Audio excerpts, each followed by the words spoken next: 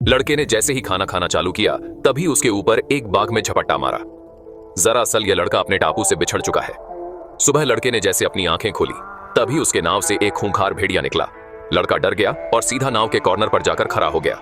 शिकारी भेड़िया उस पर हमला करने वाला था। तभी नाव हिलने लगी और भेड़िए का ध्यान उस पर से हट गया। तभी लड़के ने देखा कि कुछ ही दूरी पर एक चिंपांजी किसी लकड़ी के सहारे तैरकर इन्हीं की तरफ आ रहा है। लड़के ने जल्दी से नाव को उसकी तरफ लिया और चिंपांजी को अपने नाव पर चढ़ा लिया।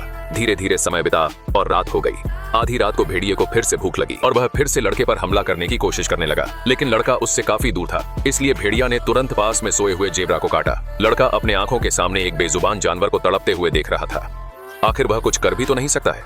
पूरी रात लड़का सो नहीं पाया, इसलिए सुबह होते ही उसकी आंख लगने लगी और वह पानी में गिर गया।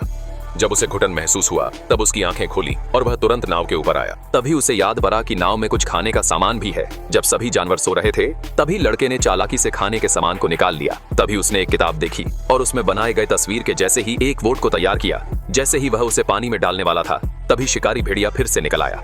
भेड़िया चिंपांजी पर हमला करने ही वाला था।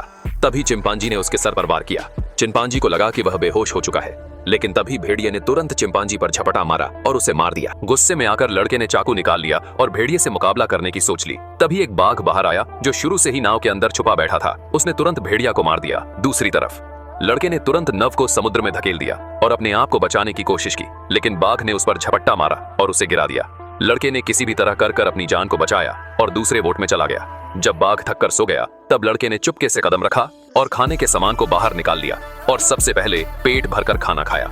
अभी लड़के की नजर उस चूहे पड़ गई जो कि खाने के आसपास घूम रहा था। चूहे को देखकर बाघ ने तुरंत उस पर झपट्टा मारा। लड़का डर के मारे चुप रहा।